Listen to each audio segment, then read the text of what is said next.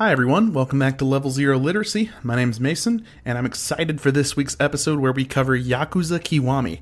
During the episode, we're going to spoil the events of the game beginning to end, and we're going to discuss topics that include, but are not limited to, sexual assault, murder, racism, and many others. So please use your best judgment before proceeding. Also worth noting, in this episode we speak briefly on the Japanese language as it relates to the topic of gender. We're not experts in this field. We're all American cis men, so if the discussion leaves you confused or wanting to learn more, do not ask us for clarification. Go find someone in your life who can offer a more informed perspective on the matter. Without further ado, enjoy.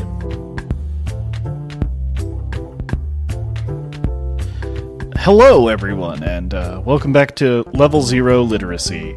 Today we're going to be talking about Yakuza, and as always, I am joined by my co-hosts Sam and Mason. Hey. Hello. So, Yakuza is a game made by Sega, originally for the PlayStation 2, released in around 2005. It's got a pretty interesting story behind it. If you want to know more about it, I recommend watching CVIT's video on it, because we're not going to get too much into that here, but suffice to say, this game went through a lot to get made.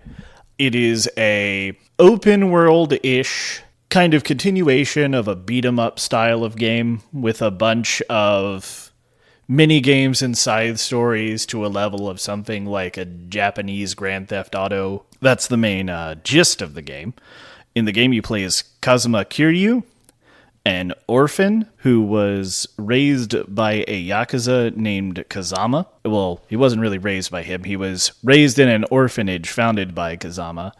And Kazama was Kiryu and Kiryu's childhood friend's father figure. And so when the game starts, you live through an evening in Kiryu's life where you see him hanging out with his friends Nishiki, Yumi, and Reina in a bar that Reina owns. You go and fetch a ring for Yumi for her birthday, and everything's good. You're just running around. You might get assaulted by some people randomly. That just happens in Kamurocho, which is the place where the game takes place. After going through all of this, after you experience this evening, a few days later, Kiryu and Nishiki are Yakuza under a man named Sohei Dojima. Dojima ends up kidnapping and presumably sexually assaulting Yumi for unknown reasons, effectively. And Nishiki goes off and kills Dojima because that's what you do. And Kiryu shows up to this scene, seeing Nishiki had killed Dojima, and takes the fall because Nishiki has a sister to take care of, effectively. Who has cancer, right? She needs a heart. She has some kind of super weird disease. Yeah. It's never like something chronic. It's never like exactly explains what she's ailed with. And I do, so point of order. Mm-hmm. I do want to say that is not exactly the beginning of the game. Oh. Because the beginning of the game is you see Kiryu standing over the dead body of Dojima with the gun. Oh, yeah. And then for the next 45 minutes, you chase this dumb fuck ring around this whole city, in and out of pawn shops. Like, we'll get back to the thing I care. I don't want, if the ring is sentimental and plays like an important story, it's like a story element in several places. But that, just for that, like one little bit, the pacing kind of made me roll my eyes. So what you're saying is the tutorial is too long. The tutorial is a little Kingdom Hearts 2-ish. It's not even really a tutorial, because your tutorial doesn't even come until you're in prison, like fighting. That's true. Well, I mean, you do get an introductory fight, and it shows you how to interact with shops and stuff. It's one of those like introductory tutorials where they're like, and this is how powerful you'll be later. Oh yeah. Anyways, now you suck. Yeah. Which, to be fair, after being in prison for 10 years, which is how long Kiryu ends up in jail for murdering, he gets out on good behavior. It does make sense that his like skills would atrophy. So it's like the most justified I've ever seen a power down, but at the same time, it is. I'm not a big fan of like, oh, you're so powerful during this tutorial. Yeah, I don't know. You have to, like, get back to that. Why make him? Why make the character so strong? Because Kiryu's not even... So one of the drama points here is Kiryu is about to be promoted to a family head in the Yakuza. Patriarch. Yeah, a patriarch. But, like, that means he's still lower on the ladder than a lot of other people, effectively. So, like, why does he have to be incredibly super powerful other than making it seem like he's super cool? He's powerful in the sense that he is really good at punching and kicking, right? He's not powerful in the sense that he, like, commands people to do his will and things like that. That comes later. But, like, he could be hired muscle. It seems like he runs collections. It seems like he does, like, shakedowns. He does, like, kind of not low level. I don't know what constitutes low level Yakuza work. I don't know anything about the culture, but, like, it seems like he's muscle. Yeah.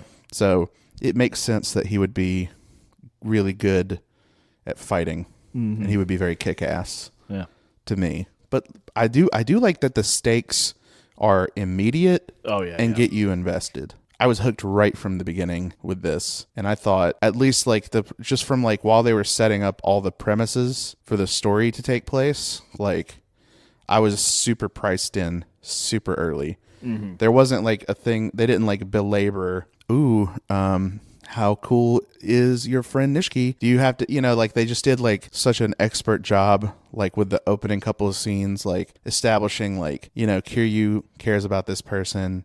Like, it would be terrible if something happened to him. Yumi is, like, the love of your life, right? I thought in that, like, little microcosm, they did, like, a great job getting me into it. Yeah. I'm glad we got to play this game for this, because I had the exact same reaction the first time I played the game. So I'm like, wow, I'm very invested in this. Yeah. They do a good job, like, and it works because you don't learn later on that Kiryu had, like, other ties in his life. You kind of get a feel for all of Kiryu's important relationships in that first, like, 15, 20 minutes of the game. So later on, you don't feel betrayed. I don't want to say betrayed, but later on, you don't feel like you have to get reinvested into different things. Yeah. As instead, you're, like, introduced into these new relationships that wind up becoming important to Kiryu, rather than them, like, being like, oh yeah, and then there's this character from his past and this character from his past, and you have to, like, kind of, like, play catch up. It's like, no, everything's right there at the start, and then so we're just going to explore these relationships for the rest of the game, essentially. That's true. I thought, so when I played the beginning and I got to the part where you walk in on Nishiki having killed Dojima, and he's like, he was trying to sexually assault Yumi. From that, like, moment, I was like, oh, there's going to be a twist ending where Nishiki is actually the one who was, like, in the wrong here, and Dojima was trying to save her or something. And it felt to me, it felt like it was going in that direction in a lot of different ways, especially with, like, over the course of the game, Nishiki trying to kill Kiryu and get back at Kiryu and all these things. I was like, oh, I mean, it must be that he's trying to tie up all the loose ends, because that otherwise it wouldn't really make sense. It makes me wonder if there were, like, story revisions or something like that. I don't know.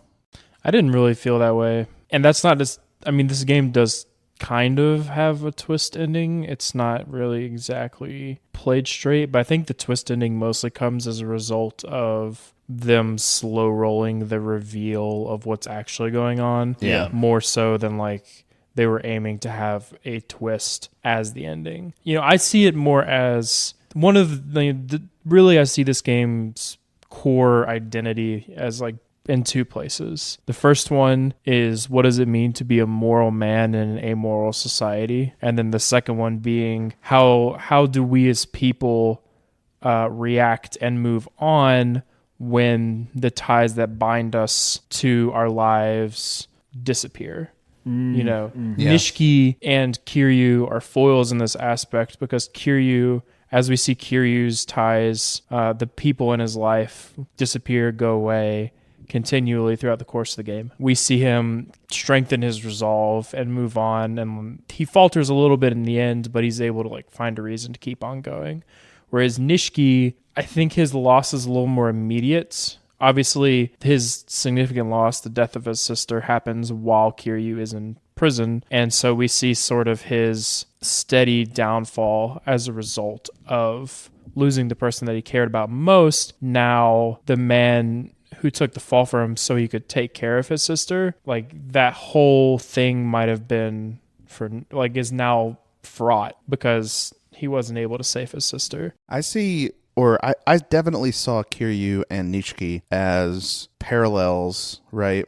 And obviously the game really drives in this point as well with stuff I guess we'll get into later. There's a lot of imagery. At the beginning, we have these two people that are in like a similar position. They're best friends. And then like one loses everything. The other gains everything that the other wanted. And then over the course of the game, they become rivals, like their friendship deteriorates completely. And then we have Nishiki kind of losing this person who depended on him, failing as like a protector and as like a masculine figure. And then we have Kiryu gaining that person. And I think, to me, the game is like supposed to be telling us ambitious people will kind of fail as protectors and moral people will succeed as protectors. I'm kind of rounding. I'm boiling it down really hard, but that's a lot of what it felt like to me. I don't feel like Nishiki is ambitious until it's forced upon him. I think at the beginning of the game, he and Kiryu discuss like their plans on moving up. He seems to look up to Kiryu for the reason of he's going to be like a lieutenant, right? Sure. That feels like ambition to me. I think it's more so like we have ambition from admiration. I think in the beginning, Nishiki has a lot of respect for the people that are in the positions of power. Oh, right. And so I think he wants, there's this air to me of like he wants to better himself because he's surrounded with people as he sees as like strong in their stances, I guess is like the best way I can put it. Whereas when we see him actually getting those roles as a result of Kiryu going to jail, his ambitions kind of turn on him. His ambitions kind of twist in a sense that he's not even really ambitious for the role that he's in once he has it, because the men that he's been given are just so horrible to him, and the only thing he desires, which is to raise money to save his sister, one, ends up not mattering, two, ends up backfiring in a really like ironic sense, and three, just like makes him do things that he knows are morally dubious. And I think there's like a part of it where part of the reason why Nishiki is hesitant to do the things that he's being told to do by the men he's been given is because he knows that those who were coming ahead of him, the people that he looked up to, wouldn't have taken those actions. And as a result is having his hand forced. I see that personally as a form of like struggling very hard to succeed in a role where you're meant to fail. And to call back to a scene that happens a pretty decent way into the game, the tattoo artist that does Nishiki's Yakuza tattoo likens him to the Japanese imagery of it's a koi fish, right? The fable of the koi. Carp. The literal thing Magikarp and Gyarados are based off so of. where you are a carp at the bottom of he's a carp at the bottom of the waterfall, and then he has to work really hard to swim up to the top to become like this proud dragon. Mythical dragon, right? Yeah. And that to me characterized him as someone who's willing to like do anything it takes to achieve his goal. And his goal is not, right, for the lion's share of the game, his goal is not to climb the Yakuza because he's already at the top. His goal is to save his sister. In the flashbacks, yeah. But like for the actual point of the game, his goal is to become the fourth chairman and recover the 10 billion yen. I think the most interesting thing about Nishiki to me, right, is he is like the perpetual little brother. Yeah. Right? And so he looks up to Kiryu and Kiryu goes away. What happens, to give everybody context, is that Nishiki effectively gets the position that Kiryu was going to get, but doesn't have the respect of pretty much anyone around him that Kiryu had, besides maybe Kazuma, because not even Kazuma's lieutenant really sees much going, like Kashiwagi doesn't see Nishiki doing as well as Kiryu, and Nishiki does all this fighting. He achieves so much. Then nothing happens. Yeah. It doesn't matter it doesn't matter what he does. He has convictions, and those convictions make his men not respect them. He lets his men do what they need to do to get the money he needs to try to save his sister, and then the person he pays runs away. That scene was almost my one moment, where essentially Nishiki's men end up raising money by shaking down businesses that are part of a territory that belongs to a different family within the Tojo Clan, which is generally seen as like a big no-no. You're not supposed to do that. You're not supposed to encroach on the other people that are within the clan. At first, Nishiki's like, this is a horrible idea. I don't want to do this. But eventually he's like, I kind of have to do whatever it takes to save my sister. And eventually they raise all the money through this essentially amoral means. And he pays the doctor to go buy a heart from like an organ harvester, a black market organ place, so he believes. And then it turns out that the doctor only needed the money because he needed to pay back the Yakuza, which just happened to be Yakuza in Nishiki's family. So the money ends up coming right back to him almost immediately, and then obviously the doctor skips town. And that scene for me was just like so good, because I felt like it epitomized what the game was trying to do, what the game was trying to say, in that when you take, even when you work in an amoral institution, continuing to commit amoral acts will only lead to further degradation of your amoral institution. Yeah, and so, I really personally liked watching Nishiki go through all these things, not because I liked seeing him suffer, but it makes a lot of sense how he ended up so antithetical to, like, Kiryu or Kazuma in the end, because as we find out, Kazuma, the guy who raised them, was an assassin before, but was still Yakuza, but tried to turn around a little bit by founding an orphanage. So, I guess it's funny. I guess I have a question for y'all it's weird to me. We don't really ever see Kiryu do anything too bad besides try to collect a loan, right? Are we talking, is this going to be about the scene with Majima? No, This is a different thing that kind of confuses me about the series in general, is all of these people, like a lot of these people who you want to like, right, are people in a definitely criminal organization, but you never actually get to see the crimes happening, I guess. And some things are hinted at, like the Shimano clan trying to get people to pay for protection money. Right. I absolutely love this game and this story, but it's called Yakuza, and all the characters are Yakuza, and it's so weird to me that 99% of the time, like, the big crime that you're trying to solve, the missing 10 billion yen, is an inter-Yakuza thing. Yeah. And it kind of feels a little bit like a cop-out to me to not show the criminals doing anything really that criminal as a main point of the story. So I think with regards to that, this was the first game in this series.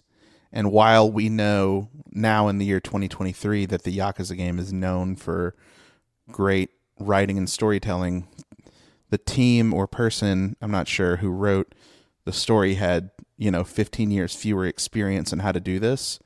So it could have just been a constraint of what they could do, in a video game or with the team they had, where it was like, okay, if we're gonna depict them doing criminal things, it has to be, at the very least, the victims are like sleazy businessmen, right? Because otherwise it would make it very, very hard to empathize with any of these people if you constantly had to behold them being complete antisocial monsters. And to the contrary, Kiryu, like, during many side quests, will go seek out Yakuza members, people in the same job as him, in the same career path, like doing things that he deems improper and criminal, and go, make them stop by whatever means necessary. Well, for one, I feel like the name Yakuza for the series is a little bit of a misnomer. That's why it's called Like a Dragon in Japanese. I feel like it's a little bit of a misnomer, mostly because Kiryu, this whole game is about Kiryu is not a Yakuza. He doesn't desire, like, after he is in prison, he does not desire to be a Yakuza anymore. He is kind of forced to be in the orbit of them because that's where his ties are. And that's how he's going to figure out the things that he needs to know, like what happened to Yumi, and like bringing a peace, so to speak, to the people that he cares about.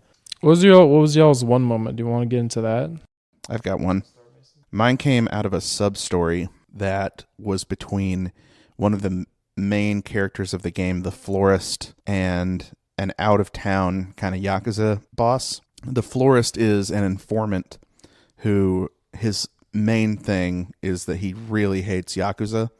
He doesn't work with them. He'll only work with Kiryu because Kiryu's not a Yakuza. He's banished from the Yakuza, right? He can't be an attentive father because he spends all his days doing like really high level informant work, and as a result, he's been very neglectful to his son. Although he does still keep tabs and spy on his son. His son has fallen in love with the daughter of this other Yakuza boss from a town over, and the florist's son is he's like a punk, right? He is a reprobate. It runs with some teenage gang of people who go out and do violence and do degenerate antisocial things, and he's like a nuisance.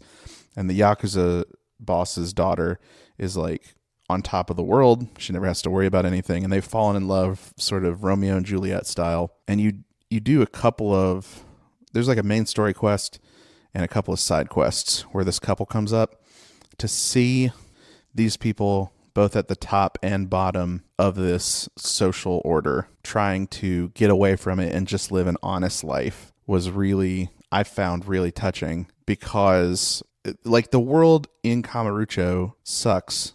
There's tons of crime. You walk around and you can't go 10 feet without seeing someone getting mugged or assaulted, and people are trying to kick your ass like every 5 feet. There's scam artists. Scam artists comprise like probably 4 out of every 10 side quests, right?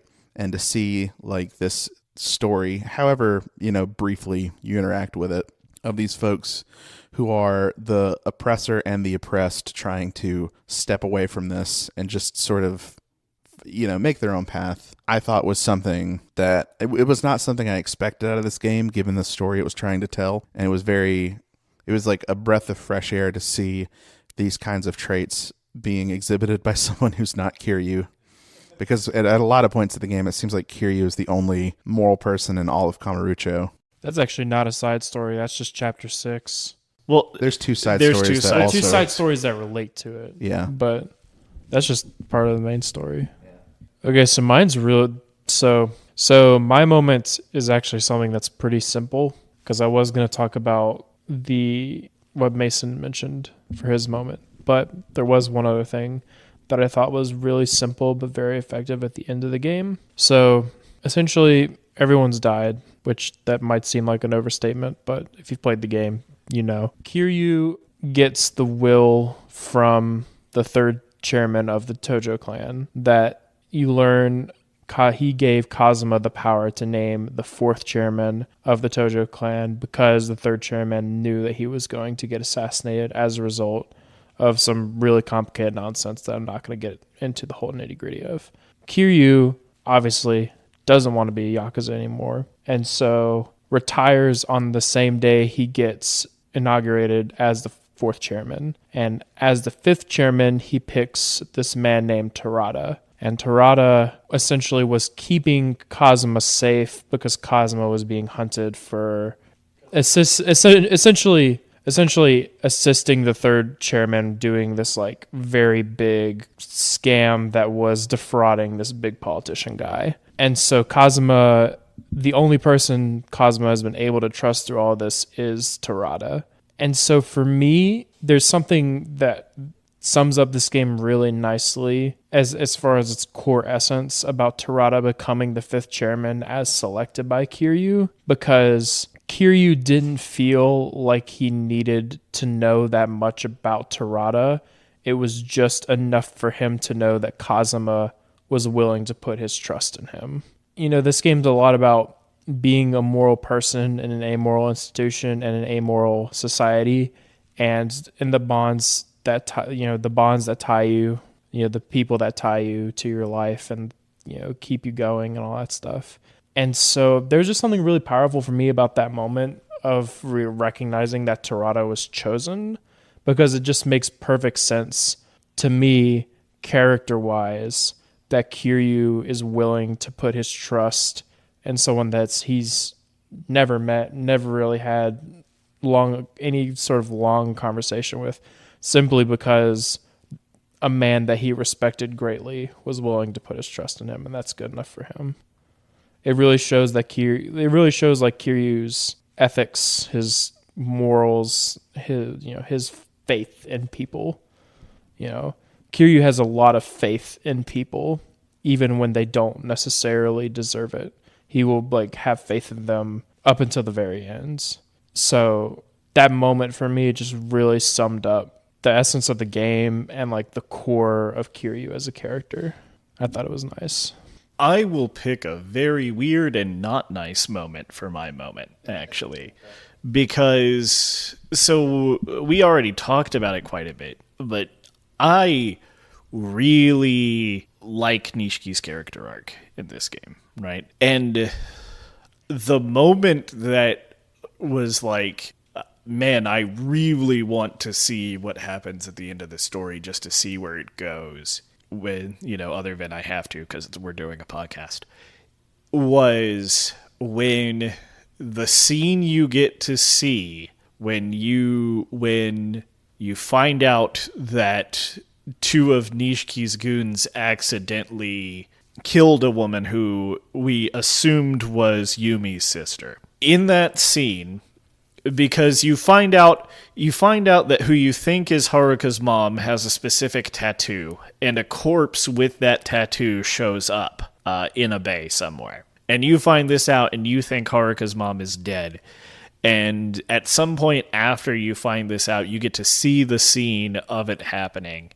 And up to, I think, specifically this point, you don't know how bad Nishiki has got it, besides that he's kind of like a scheming guy now.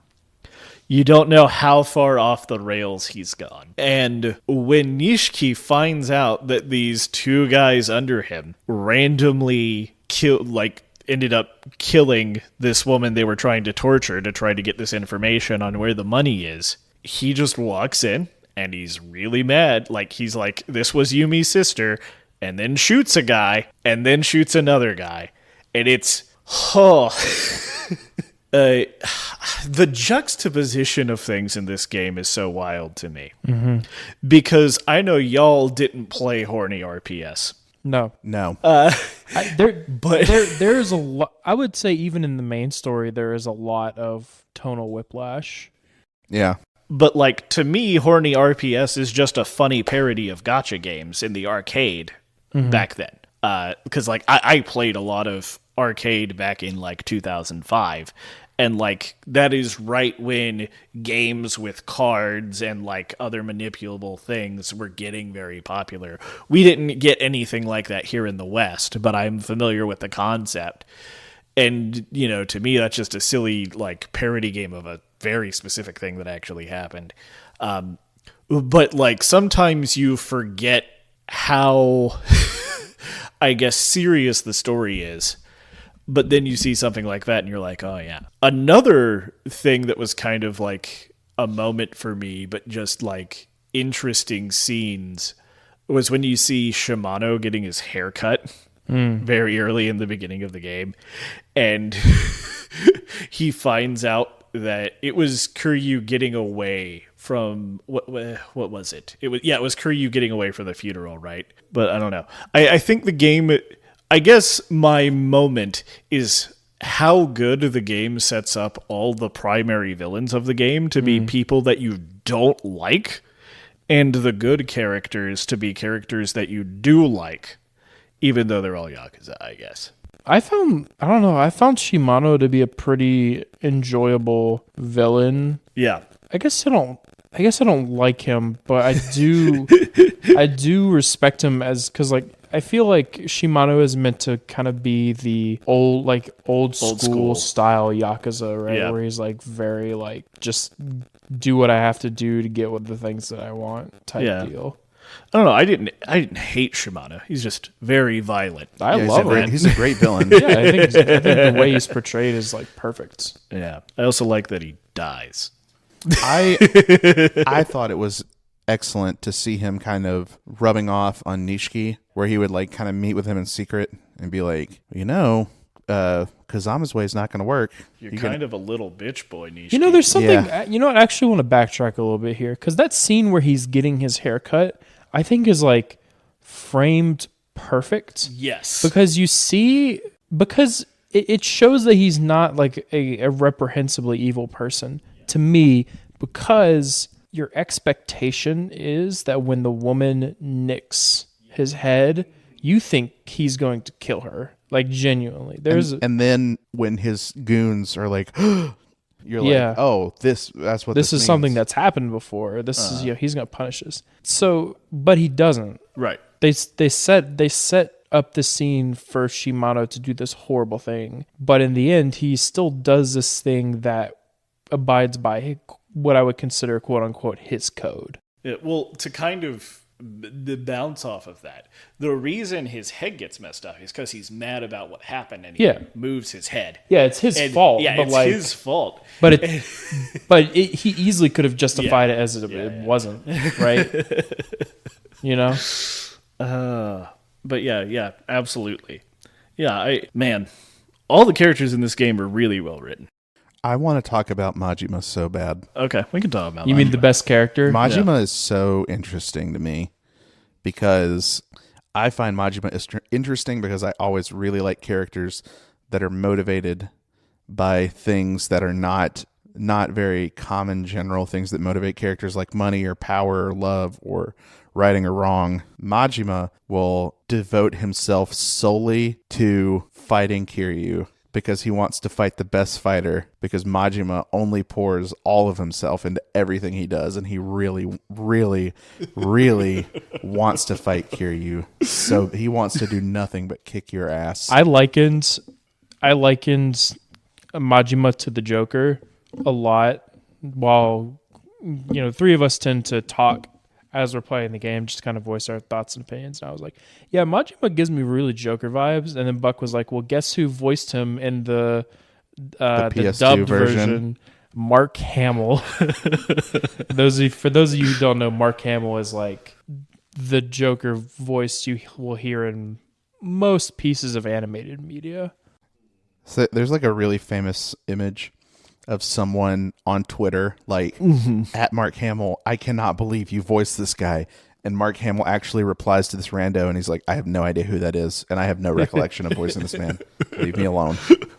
Which is so fucking funny. But but you're right. So Majima's fascinating just because he spends the entirety of the game just essentially training you to make sure that you are in your best physical condition, so that he can have an incredible fight with you once you are back at full strength. He's also your best friend. Yeah, because which is crazy. Because before you get put in prison, there's a scene where Majima's like, I want to fight you, Kiryu, and Kiryu's like, I won't fight you because I don't have a reason to.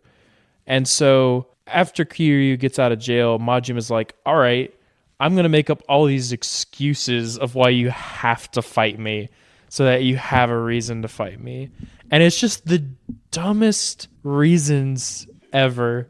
I think now hold on. Some of them are very good reasons to fight someone. If someone abducts me in a taxi and drives me to an abandoned pier, I probably would want to fight them. Well, I'm mostly talking about the time where he hired a bunch of actors to make an entire fake zombie apocalypse, so that you would think you were in genuine danger and fight zombie Majima. Yeah, you would fight. I would, but it's still that's a great reason to fight someone is if you think they're going to turn you into a zombie. It's ridiculous, and I love it. But that's why I love it. I love Majima. But like, it's even to the point that after you kill Shimano, who is Majima's patriarch, he's like, I don't know if that's between you and Shimano. I don't really care. Anyways, you want to fight?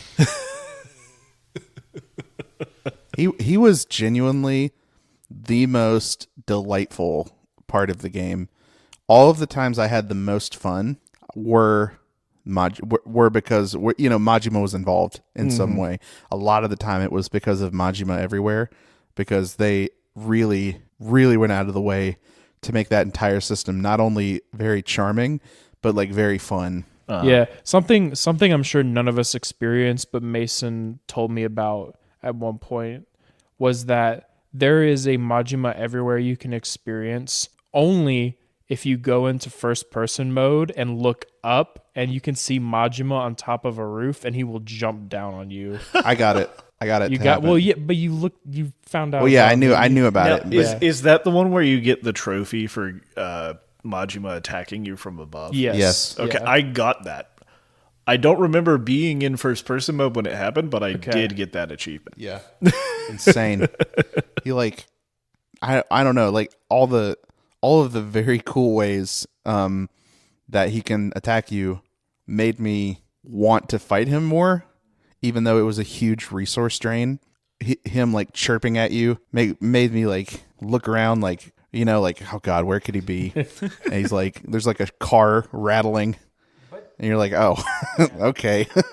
But in that, this is with Majima also became one of the biggest surprises to me in Kiryu's character, which I alluded to a little bit earlier, where there's a scene towards the end of the game where you essentially get taken out to the pier a second time by Majima, and Majima's like, hey, I'm looking out for you. There's people after you. And then a bunch of Yakuza show up at the pier, and you and Majima fight them, all of them together, and win, obviously. And then a cutscene plays where Majima gets shot by one of the Yakuza as he's going unconscious and falls back into the water. And Kiryu's just like, he's probably dead. I'm just going to leave. Yeah. Which felt what the hell? It felt like such a departure. I don't want to say betrayal. I think betrayal is a too strong a word. It felt like such a departure from Kiryu's character as we had seen it.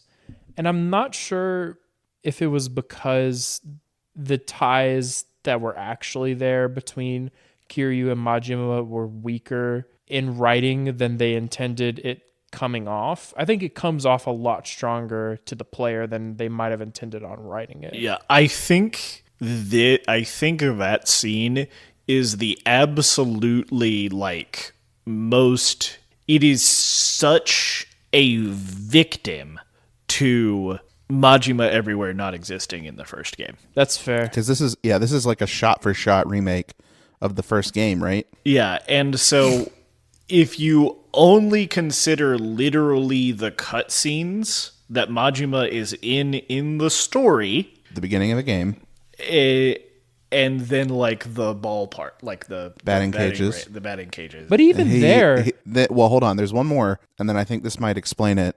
There's the batting cages, the beginning of the game, and then when you go to get Shinji's lover news that Shinji died, he drives a what do you call it? The word is escaping me. He drives a van. He drives a backhoe, car, right? Yeah, it's like a construction vehicle, isn't it? Yeah. He drives it into the building and collapses it while you're inside, and attacks you in the basement when you try and escape. I don't know, but like so, it's still weird for Kiryu though. But even in those two scenes, right? Like even in between Shangri-La, even between the Shangri-La and the batting cage scene. In the batting cage scene, Majima literally takes a knife for Kiryu because he doesn't want Kiryu to die by a goon, like a random goon's hand. He if anyone's gonna kill Kiryu, it has to be Majima.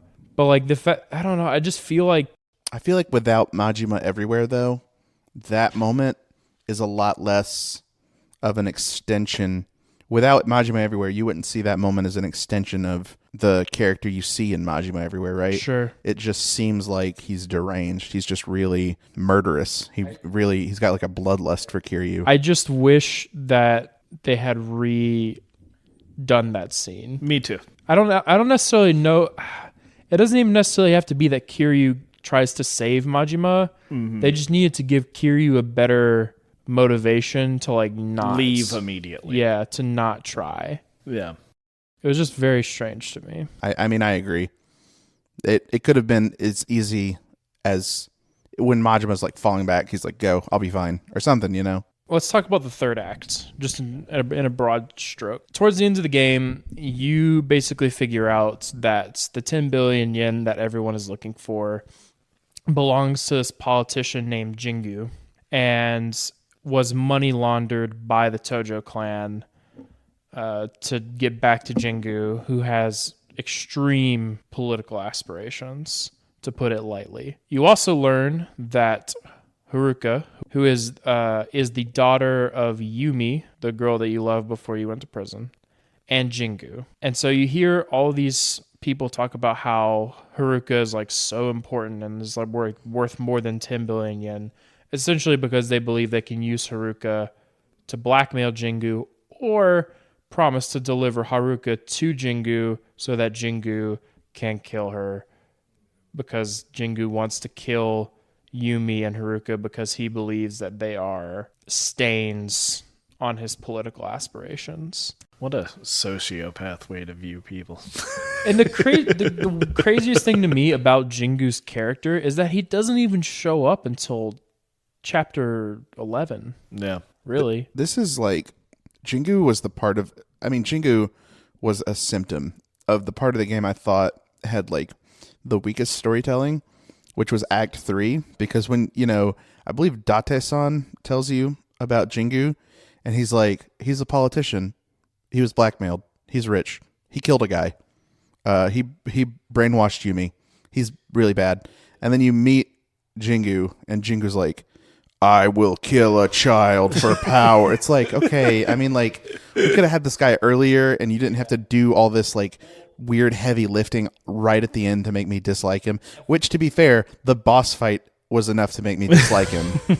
But I mean, just as far as storytelling goes, like, he could have been incorporated earlier, and then you don't have to do all this all at once. In the game's defense, Sudo is doing what Jingu wants him to do earlier in the game. Yeah. You just don't know that's what's happening because, Sudo saying that you're kidnapping Haruka and, him distrusting Date for a while is because of Jingu's manipulation. Right. Right. But that isn't made immediately. You get the hard part for me is like, I think is a pacing issue where they do leave you like breadcrumbs as to what's going on. I think Jingu's name is even name dropped in chapter, I want to say like 7. Is it 5 or 7? Somewhere in that range by the police, which I was hoping that there would be this bigger arc of the police being a corrupt institution as well, but it turns out that it's just like the police were being manipulated. Kind of feels a little bit like cop out, but they leave all these breadcrumbs, but they do this really big exposition info dump right at the end. They do. And I just feel like if they had spaced it out a little better, if they had clued you in a little more as the game was going, because this really this is the thread that's pulling everything, right? Is Jingu, is his machinations, and only, a piece of that is a result of the warring patriarchs kind of going behind the scenes. I think the thing that annoyed me the most about it is like I could forgive the story not revealing Jingu until the very end if Kiryu didn't have the most all-knowing, fucking omnipotent informant in all of Japan who knows everything about everyone and has a network of thousands of spy cameras. 10,000 spy cameras. As his like one of his closest allies. It's like, could you not have told me or like warned me about all this like way earlier? It is a little surprising. And like I agree with being frustrated with the pacing because it's like as soon as you hit like chapter 10, there is no tangible reason to do anything side mission. Oh, yeah. No, it's all gas. Like everything is super urgent from that point on. And there's even a lot of chapters where the things that happen have very little bearing on the core story. Like I love chapter 6. Chapter 6 was my favorite chapter. It was the one that Mason was talking about with the son of the florist and everything. But that chapter, in all reality, has no bearing on the story. It has a lot of bearing on the core themes, but doesn't actually impact the actual plot. And I think if they had, I don't think it. I think that if this game came out today, and I'm not talking about a remake. I'm talking about Yakuza never existed and Yakuza 1 dropped tomorrow. I think we would see that the actual main story is more focused and clean, and they would have allowed themselves to do, like I think I could see a world where the main story was a little more clean and focused, and those story beats that are core to the heart of the game would become these like longer side quests, not the side stories, but like optional things that you can do that really strengthen the emotional core. Wait till you play Yakuza 7. Yeah. I've heard. Yeah, I definitely would have liked better depth and less breadth to the side quests. Yeah. But I mean, even considering that, I thought this was an absolute masterpiece as far as an open world game, because my normal complaint with games like this is the worlds are empty, there's nothing to do, the characters are flat. But in this game, the world is tiny, it's jam-packed with stuff to do, and every character feels fleshed out to the point where we're like complaining about stuff that's just completely germane to the story, right? So in a way, it's more of a silver lining, but it's like almost a strength of the game too. That they could have made this game and given us absolutely nothing on the florist and Date and Yumi and all these characters where they could just be an archetype, they could just be a trope, and we would just accept it. But they even get colored in like a little bit. Oh yeah, I would say Date gets colored in a lot. You really have to reckon with like the things that go on with his daughter and the fallout that he's had with his family as a result of so desperately trying to figure out what actually happened 10 years ago. I think my only other issue with this game is that some I alluded to it earlier, as well as the tonal whiplash. I feel like there's a lot of moments that are supposed to be very serious, and then they just drop Haruka, oh, I know what a whorehouse is. You don't have to. Yeah. It's just like, why are you doing this? It's just a little weird. And it's not just weird because of the joke, but it's like we had this very like important scene where like Kiryu's having to live with the weight of Shinji, one of his closest friends, just dying, and is just like sitting in this dilapidated shanty town and is weighing on him and is like having to figure out what to do. And Haruka's like, I know what's going on. Isn't it so funny that I'm 9 and I have a very adult understanding of the world? It's like funny. It's supposed to be like funny and sad at the same time, but it's like played as for a joke. Can I talk about one other thing that absolutely skeeved me out about this game? I hated every second of it. Sure. It's like horny rock, paper, scissors. The hostess club. It's Shine and... Shine, that's it. It's Rina with an I. R-I-N-A. Yeah, Rina. Is the love interest in the game. She is modeled off of a real-life, really famous hostess in Japan, I believe, who did the face modeling and everything. That gave me such weird uncanny valley. I hate it. I tried so hard to get into it and do it because like romance options in games are interesting to me. Now, Rena is the lesbian one. Right? Yeah, or bisexual, I think, Bisexual, because she'll like go out on dates with and you can make her love you and stuff. Oh, okay. See, I didn't know that. I didn't get far enough with her to know she actually liked dudes too. Yeah, well, she says things that it's very I don't want to say up to interpretation, but it's vague because she'll say things like, "Oh, women can't get married in this country. I guess I'll have to settle for a guy." Which is like, was that, what's that supposed to mean? And then she'll be like, "Oh, my ex was a woman and I really only like girls." And then you can be like, "You want to go out on a date?" And she'll be like, "Oh, that sounds wonderful. I'll be waiting for you at the video store." It's like, well, I don't know what I'm supposed to make of this. She has very realistic, not video game dialogue-y at all, conversations with you. Oh, yeah. And her facial expression is super realistic, but everything is in engine. It creeped me out so bad, dude. It made me so uncomfortable. And I tried. I got her up to C rank or something, and I was like, I can't do this anymore. I don't know why. That's never happened to me before. I think one thing I do want to address if we're talking about things that we're bothered by. This game is not kind to trans people.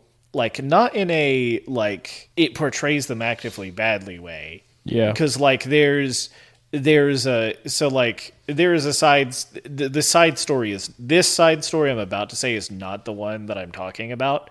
So there's a side story where you randomly run into a woman and you have to say yes to sleeping with her in a hotel. And it turns out that she's a trans woman. For some reason, I don't know why you end up I don't really remember why you end up fighting. And then her partner in crime shows up. Her sibling. Yeah, who is her sibling, who is most likely a trans man. From what the dialogue seemed like it seemed like they were a trans man. But that's not really the one that bothered me, because Kiryu was like, "I don't really care what you got in your pants, but why are you trying to scam me?" I think my issue with that scene was just is the lack of clarity. Yeah. Where they don't, it's not really clear of whether these are are they actually transgender? Are they just cross-dressing? I think it's an issue of I think they rewrote it as a result of it being antiquated from when it was originally done, and they didn't stick the landing on it. So I think it caused more issues. Yeah, I've heard the Japanese language is not very well suited to talk about gender in this way. Do you know if that's true, Buck? It really depends. Not to excuse this, obviously. It really depends on what specifically you're asking about. I see. And since this isn't spoken, I can't say anything because I don't know what the Japanese say. Oh, gotcha. Okay. But the one that bothered me was the side story where you go to hang out with Yuya. And so, you go to hang out with him, and he's like, "Come see my girl." And his girl is a stripper at a strip club. I do remember that. I do remember this. After doing that sub-story where it's kind of vague, and then you go to this, and you go and you're supposed to be seeing Yuya's girl and it's a dude, and you see there is a trope in Japanese media where people who are cross-dressing are there to actively do something bad. This is the scene. This is the scene where it turns out he's an assassin, right? Yeah, he's an assassin. Yeah, and it had bothered me that is included because that particular trope really annoys me and bothers me. It is a trope that exists in Japanese media, and it seems inherently transphobic no matter how you spin it. Yeah. Is that because Japanese language is vague in terms of gender, but in a lot of Japanese language, when you're referring to someone who is cross-dressing or trans or whatever, a lot of it is very derogatory, and you not dressing as your gender is viewed as you tricking everyone. I see. Yeah. What's interesting? That's a sentiment we have here in America as well, right? It's interesting because there was a side story where I felt like they kind of redeemed themselves. Yeah. I also think the game can be, I don't have like a big list of examples to draw from. It seems, I got like a gut feeling that they don't have the best attitudes about black people either. Yeah. Because I interacted with black people in the story both times, or 2 times, and in both instances they came off kind of like stupid and brutish. Yes. And I was like, this seems kind of stereotypy. One time there's like a boss you have to fight, and his joke is that he speaks really bad Japanese. And so he'll say things like, "Oh, Kiryu, I'm going to beat you up." Are you talking about Gary? Yeah. Buster Holmes? Yeah, Gary Buster Holmes, which I think he may be modeled off of a real-life United States boxer, Buster Douglas. But he's like, "Kiryu, I'm going to beat you up, explosive and kablamo." Yeah. And Kiryu's like, "That's not..." And then like the other time you interact with any black people in the story, it's a side story involving a doctor, and the doctor seems to let a black patient die, and the black patient's brothers are there, and they're like, "We're going to kick your ass for letting our brother die, you racist pig." Yeah. And the doctor's like, "Oh, he was just passing a kidney stone and passed out from the pain, you dummies." He also could have like just said that as he was going into the operating room. It's not like he didn't have the time to just be like, "Yeah, he's just passing a kidney stone. He's fine." It takes like 2 seconds. But like in that story, the black people are like, "You're a racist. We're gonna fight you." It's like, well, this is really This is like messed up and racist. Yeah, seeming to me. That part also bothered me. Yeah, I mean, if this is a shot-for-shot remake of the old one, there's 20 fewer years of understanding how to depict people in media. Not that that's like a huge excuse, because 2005 was like still fairly recently. I don't know what sentiments are like in Japan, but they don't seem to be very friendly to minority races. People, because the Chinese characters are kind of depicted in pretty fucked up ways as well during the one random time where you, for a huge portion of the game, go to a Chinese restaurant and kick the shit out of everyone. Mm-hmm. They're all like brutish, murderous people who are all like straight out of like a Chinese stereotype as well. Dude is like the boss of that area is like this. He's like in a white robe with like the hair up in the ponytail, and he fights you with like a big, with like 2 swords and stuff. And not to defend it too hard, but I mean all the Yakuza are also stereotypical Yakuza. Okay, yeah, I mean, sure. But it's different when the game is in Japan. Yeah, all the people are Japanese and have grown up in a majority Japanese country, right? It's not the same. Yeah. All of these kind of insensitivities and pacing issues and things about the game, I still like overall really, really loved the game. Yeah, like a ton. The main story just hits. Yeah, it's immaculate. So hard. It's immaculate. For me, it wasn't even the story, it was the characters. Yeah. I think the characters are just all very well fleshed out and developed and like well written. You have the ability that even when the story kind of meanders in ways that don't always line up, you can still feel invested because the way the characters interact with each other feels very genuine. I feel so bad for Reina though. Yeah, Reina got shafted. Like it was so unceremonious. The twist of her being Nishiki's informant just like didn't hit for me because it was just very obvious that she would.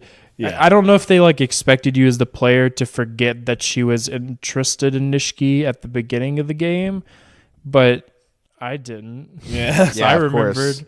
So it's like, of course she's going to be like in Nishiki's corner, even if he treats her badly. Well, I mean, it's not just that he treated... Well, I mean, she did try to kill him, I guess, but... I felt so bad. He kills her, so... Yeah. Also, like... Full circle. This is like a problem I have with a lot of action games that I thought Yakuza handled super well, is that the fighting sometimes can seem like bookends, like hard breakpoints to all of the parts that I actually care about. but there were so many fights in the game that felt like really apt culminations of what was going on in the story. Oh, yeah. The Nishiki fight at the end of the game was like incredibly well handled. There's several points where you get ambushed by high-level Yakuza members while you're in the midst of this like dangerous atmosphere doing these like risky things. It's like, oh yeah, like a fight would go so well here. It would really like break the tension well. And I loved that when at the beginning of the game when Yuya wants to fight you, it's because it's like a crystallization of like these feelings he has of just trying to get by in this place that's like riddled with organized crime. It all feels so natural in the story based on the characters they've written. It doesn't feel like I'm watching a movie and then I have to take breaks to do a fighting game. It all feels so in place. It felt that way to me anyway. It's a lot better than Dragon Age. Yeah, you have repented for your sin, but any closing thoughts, guys? I think I got everything. I hate Jingu. I hate that fight. That fight sucks. That fight fucking sucked. Any of the fights with guns in this game immediately got knocked down. Hold on. I disagree with you there. The guy that you fight when Shinji dies. Dante from Devil May Cry. Dante from that fight kicked ass. Because I was shot. Please mash this button 50 times to get up. I didn't get shot. I simply didn't get shot. Skill issue. I used the rush style the entire time, and then like he would dodge and aim the gun, and then I would dodge and punch, and he would dodge, and it felt like a crazy anime battle. That was like the coolest fight. That fight was so fun. Speaking of Dante from Devil May Cry, apparently he's going to be a major character in the Yakuza 2. I did not know that. Dante from the Supernatural game that takes place in like castles and shit. That Dante? No, I'm talking about the guy we're referring to. Oh, okay. I'm talking about. I was like, what? His name's like Arase or something. I forgot he had even actually been given a name. I swear to God, I got really excited. Yeah, no. I was like, what are we going to be doing? With Dante? Wears a red coat and has two guns. That's fair. You know what? He basically did you look at the way he moved? He's like Walgreens Dante. He's like he's off brand. Well, I think that's going to be it for us today. Next time on the podcast, we will be playing Pentiment. Hopefully, that's true this time. Well, Sam, you've begun vibrating in your chair. Is everything? Are you feeling okay? Look, you'll understand how I feel about Pentiment once you finish it. All right. I highly recommend to our listeners playing Pentiment before listening to the episode, because there's going to be a lot of things we just simply do not have the opportunity to cover. So our listeners always play the game before they listen to the podcast. Okay, that's simply true. It's like that image. My child will play the game before they listen to the podcast. By next episode, if we get to 1,000 subscribers, we'll post a video of Buck singing Bakamatai doing a really insensitive accent. Okay, hold on. Well, don't. You got to make them pay first, okay? You don't get canceled unless we get metrics. Okay, don't give up the goods. It's like posting feed on Twitter. You have to make them pay before you do something reprehensible.